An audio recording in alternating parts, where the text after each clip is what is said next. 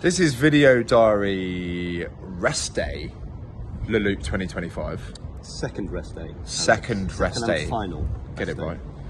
And delighted to be joined by Matt Wells. Very pleased to be here. Thank you for having me on your video diary. It's my pleasure entirely. But we're also doing a bit of a catch-up video diary because I didn't do one yesterday because I was tired. I don't know. I think we were all pretty fatigued yesterday. There was a lot of fatigue everywhere, I think, after those last 2 days, particularly coming out of the Pyrenees. And yesterday was a bit to do, actually, wasn't it? It wasn't that straightforward. On paper, it could have been one of our nice recovery 100-mile rides, which we've become so inured to. But actually, there was a bit of tasty action, wasn't there? There was that downhill towards the end, which seemed to go on forever, and then on that rough old gravelly type surface. It's going to be quite interesting next week to see how the pros do that, because that's not clean and easy, is it? It was fruity, wasn't it? Yep. A nice reservoir at the end, where I know we saw your Adonis physique, where you took a dip at Feed Stop 4 at the reservoir. There was nothing else to do. We arrived, it was 30 degrees, last feed stop, can of Coke in.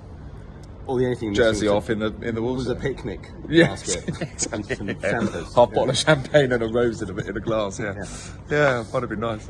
But we ticked off yesterday. It was all right, wasn't it? You stormed past me on a climb. Yep, and then I think you got your freak on the downhill into Carcassonne. There was a lovely, really super downhill, wasn't it? Once you got that Feed Stop 4 done, it was nice. And very occasionally on trips like this, you hear people say, "Well, it's downhill all the way now," and then you find that you've got a 28-mile-an-hour headwind and it's actually flat. That's when I just sit behind you and go, "Thank you very much." But yesterday was actually downhill, and it was a fast old run into Carcassonne. We rode in fast and chewed those last few bits up. We did. And now we're having rest day in Montpellier, and you know it's rest day because I've had a shave. And I've done my laundry and had at least 2 Burger Kings. We did bump into each other earlier. We did. I knew we'd seen each other somewhere earlier today. Sorry. I'm being you're here, are you? I was there sitting on my own, having a bit of downtime. And I think it's this stage of the tour when the fatigue really starts to bite and you can become a little bit grouchy and grumpy if you're not careful. So I think we've all got to work at just being good tourists.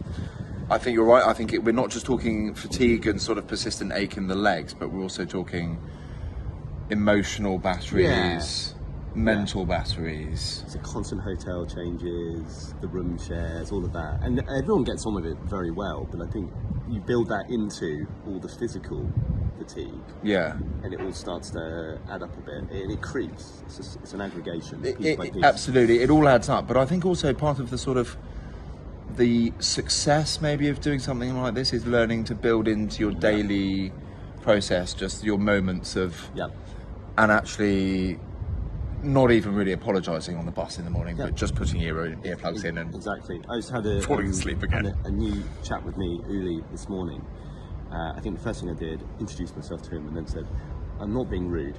I just need to put my earphones in and get some sleep." Which then was an icebreaker to having a nice conversation for 20 minutes about where he was from in Germany, what he did, etc. Well, once you'd woken up from your catnap? Or... No, and then I said, "But no, really, it's enough. I need to go to sleep." Seriously? Yeah. Okay. And then, you grab these hours, these moments of repose. You do, and I think everyone has a moment. Everyone must do. I certainly have. You just got to accept the fact you're going to get a few troughs here and there. This is not normal what we're doing. No, not at all. Quite extraordinary in terms of the toll each day. There's no relenting. And the rubber band has only got so much length to it, I suppose, isn't it? Yeah. But you just got to accept you can have a few lows and then you just bounce back out of them. And I think the group's been fantastic in keeping everybody buoyed up. And this normally happens. You've done this before. I've done it ages ago. This muscle memory coming back about how everybody supports each other and it gets very, very tight towards the end. I think something that I spoke about on a previous video diary was reasons that people are maybe like don't want to come on the loop or nervous or reticent about coming on. And I think possibly people worry that it might be a terrifically competitive match environment, whereas actually in reality. So this has kind of been a bit of a carbon copy in terms of how it's gone this year versus when I did it years ago in 2013. There's always a bit of juice in the first week by folk because they're fresh and they're excited and they've done all their training and they want to deliver the best performances they can. But it all equals out by the middle of the tour. And what I think is really cool is when you see maybe the quieter, more consistent, but gentler cyclists getting stronger and stronger and knocking off these days. And I just think back to those 2 days ago, I think it is now, when we're coming off Super B. Super B. And you see these guys going up in the dark, almost, with the cats and dogs about to rain down, and they're just getting it done. It's phenomenal. And that's, I think, for me, these are the real loopers, real loopers, that are just out there clicking it into the night, and getting up next day and doing it all again. It's phenomenal. I think so, and I think the fact that you might have felt that you've done a moderately good day and you're going down the mountain, you're cheering people, and people are looking up from their bars, despite the fact that they're still only halfway up the HC climb at the end of the day, with big smiles, and everyone's remembering each other's names, and that gets better and better as the tour goes on. And and I think Chris, who did the chapeau tonight, alluded to all that, and he's spot on. And this, I think, the next few days are going to be hard, but really nice. In terms of all of that camaraderie, all of that goodwill coming together and getting everybody through to Paris, and then we'll have a big old celebration, a big old knees up on the same. So you mentioned it briefly now. You've done this once before, but I think you probably hold the record for longest break between loops.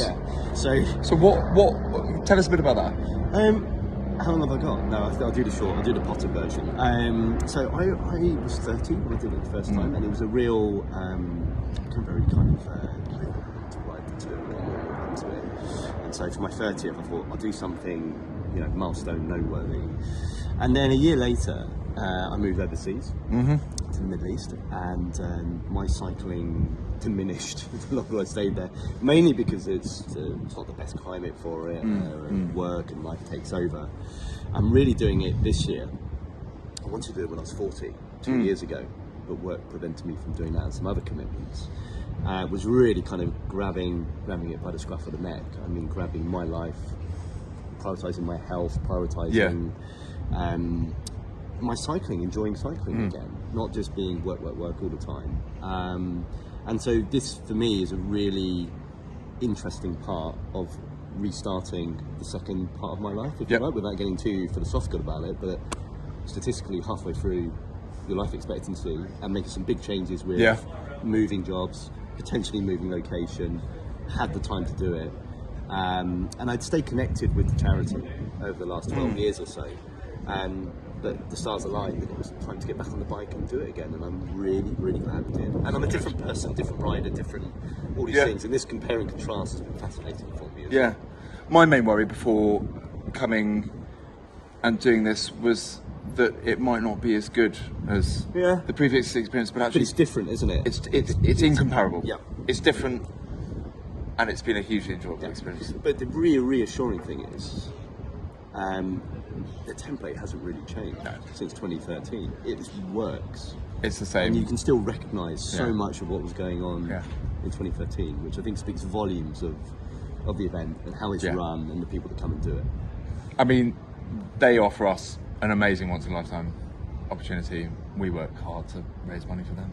The business model works beautifully. It does, and we get to meet the second charity visitors tomorrow. And if it's as good as Jamal and Tom coming out, I'm really looking forward to that. I find that very inspiring and motivating. It certainly helps us to sort of remember exactly why we're doing it and to stay close to the sort of the sentiment and the core of the charity. Absolutely. Which is why we're here. Absolutely.